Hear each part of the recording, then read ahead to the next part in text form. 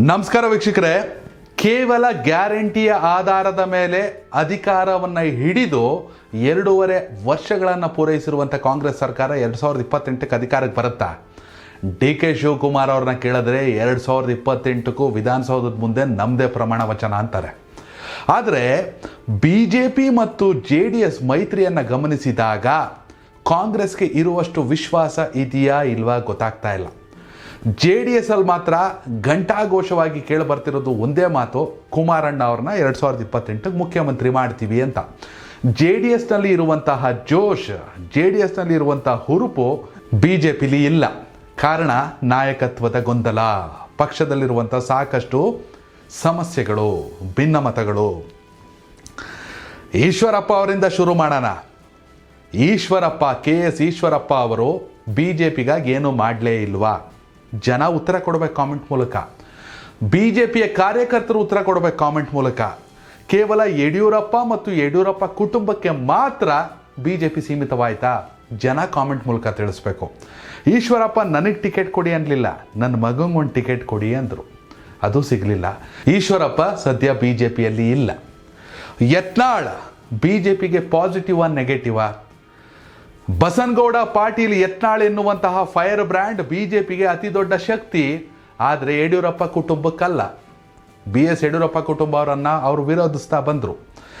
ಮತ್ತೊಂದು ಕಡೆ ಕೇಂದ್ರದಲ್ಲಿ ಸಚಿವರಾಗಿದ್ದಂಥ ಅನಂತಕುಮಾರ್ ಹೆಗಡೆ ಮಾಜಿ ಸಚಿವರು ಹೆಸರಿಲ್ದಂಗೆ ಆಗ್ಬಿಟ್ರು.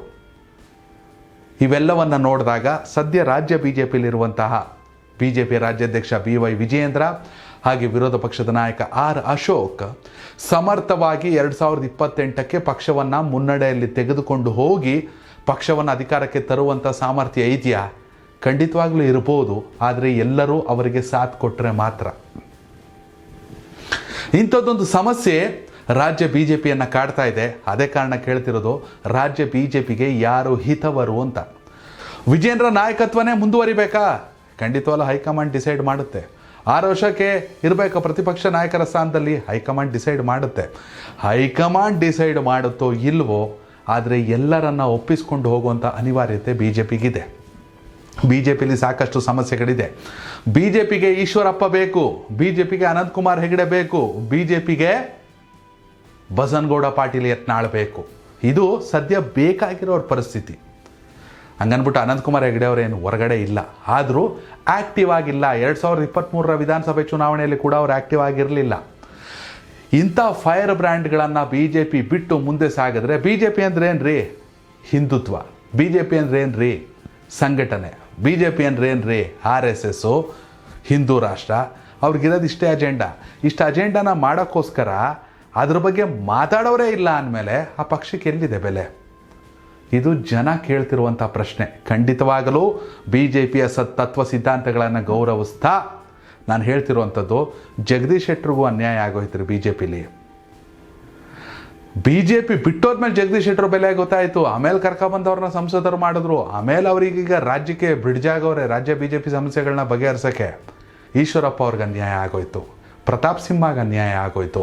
ಸಾಕಷ್ಟು ಜನ ವಿಧಾನಸಭಾ ಚುನಾವಣೆ ಸೋತ ಮೇಲೆ ಲೋಕಸಭಾ ಚುನಾವಣೆಗೆ ಹೋದರು. ಈಗ ಅವ್ರನ್ನೆಲ್ಲ ವಾಪಸ್ ಕರ್ಕೊಬತ್ತೀರಾ ಅನ್ನೋ ಪ್ರಶ್ನೆ, ಎಲ್ಲವನ್ನ ಮೀರಿದ ಪ್ರಶ್ನೆ BJPಯನ್ನು ಕಾಡ್ತಿರೋದು. ನಾವೆಲ್ಲ ಪಕ್ಷ ಸಂಘಟನೆ ಮಾಡಿ 2028ಕ್ಕೆ ಕುಮಾರಸ್ವಾಮಿ ಅವ್ರನ್ನ ಕರ್ಕೊಬಂದು ಯಾಕೆ ಮುಖ್ಯಮಂತ್ರಿ ಮಾಡಬೇಕು ಅಂತ. ಕುಮಾರಸ್ವಾಮಿ ಅವರು ಮುಖ್ಯಮಂತ್ರಿ ಆಗೋಂಗಿದ್ರೆ ನಾವ್ಯಾಕೆ ಬಟ್ಟೆ ಹರ್ಕೊಂಡು ಒದ್ದಾಡಬೇಕು ಅಂತ. ಇದು BJPಯಲ್ಲಿರುವಂಥ ಗೊಂದಲ. ಇವೆಲ್ಲದರ ನಡುವೆ ಒಂದು ಕಡೆ ಪಕ್ಷ ಸಂಘಟನೆ, ಎಸ್ ಹೋಗಲಿ, ವಿಜೇಂದ್ರ ಹೋಗ್ತಾ ಇದ್ದಾರೆ ಅದ್ಭುತವಾಗಿ. ಆದರೆ ಎಲ್ಲರನ್ನ ತೆಗೆದುಕೊಂಡು ಹೋಗಬೇಕು. ಯತ್ನಾಳ್ ಬೇಕಾ? ಈಶ್ವರಪ್ಪ ಬೇಕಾ? ಅನಂತಕುಮಾರ್ ಹೆಗಡೆ ಆ್ಯಕ್ಟಿವ್ ಆಗಬೇಕಾ? ಹಾಗೆಯೇ ದಾವಣಗೆರೆ ಸಿದ್ದೇಶ್ವರ ಅವರ ಗ್ಯಾಂಗ್ನ ಲೆಕ್ಕಾಚಾರ ಏನು? ಮುರುಗೇಶ್ ನಿರಾಣಿ ವಿರುದ್ಧ ಇತ್ತೀಚೆಗಷ್ಟೇ ವಿಜೇಂದ್ರ ಅವರು ಮಾತನಾಡಿದ್ರು, ಆ ಮಾತಿನ ಅರ್ಥ ಏನು? ತಮ್ಮ ಕ್ಷೇತ್ರದ ನೋಡ್ಕೊಳ್ಳಿ, ಬೇರೆ ಕ್ಷೇತ್ರದ ಬಿಟ್ಬಿಡಿ ಅನ್ನೋಂಗೆ. ಹೀಗಾಗಿ ಇಲ್ಲಿ ವಿಜೇಂದ್ರನ ಎಷ್ಟು ಜನ ಗೌರವಿಸ್ತಾರೋ ಅಥವಾ ವಿರೋಧಿಸ್ತಾರೋ ಗೊತ್ತಿಲ್ಲ. ಆದರೆ ವಿಜೇಂದ್ರ ಎಲ್ಲರನ್ನ ತಾನು ವಿರೋಧಿಸ್ತಿದ್ದೀನಿ ಕೆಲವರನ್ನ ಅನ್ನೋದನ್ನ ತೋರಿಸ್ಕೋಬಾರ್ದು. ಇದು ವಿಜೇಂದ್ರಗೆ ನೆಗೆಟಿವ್ ಆಗುತ್ತೆ. ವೀಕ್ಷಕರೇ, ರಾಜ್ಯ BJP ಕಳೆದ ವಿಧಾನಸಭಾ ಚುನಾವಣೆಯಲ್ಲಿ 66, ಬೈ ಎಲೆಕ್ಷನ್ ಒಂದು ಸೋತಿ 65 ಸ್ಥಾನ. ಯಾಕೆಂದರೆ ಕೇಂದ್ರದಲ್ಲಿ ನರೇಂದ್ರ ಮೋದಿ ಅನ್ನುವ ಅತಿ ದೊಡ್ಡ ದೈತ್ಯ ಶಕ್ತಿಯ ನಡುವೆಯೂ ಕೇವಲ 65ಕ್ಕೆ ಕುಸ್ತಿರುವಂತಹ, ಜೊತೆಗೆ ಒಂದಷ್ಟು ಜನ ಉಚ್ಚಾಟನೆ ಬೇರೆ ಆಗ್ಬಿಟ್ಟವ್ರೆ. ಹೀಗಾಗಿ ರಾಜ್ಯ BJPಯ ಮುಂದಿನ ಭವಿಷ್ಯ ಏನು, ರಾಜ್ಯ BJPಗೆ ಯಾರೆಲ್ಲ ವಾಪಸ್ ಬರಬೇಕು, ರಾಜ್ಯ BJPಗೆ ಯಾರು ಹಿತವರು, ದಯವಿಟ್ಟು ಕಾಮೆಂಟ್ ಮೂಲಕ ತಿಳಿಸಿ. ಧನ್ಯವಾದಗಳು. ಕನೆಕ್ಟ್ ಕರ್ನಾಟಕ, ಇದು ನಿಮ್ಮ ನೆಟ್ವರ್ಕ್.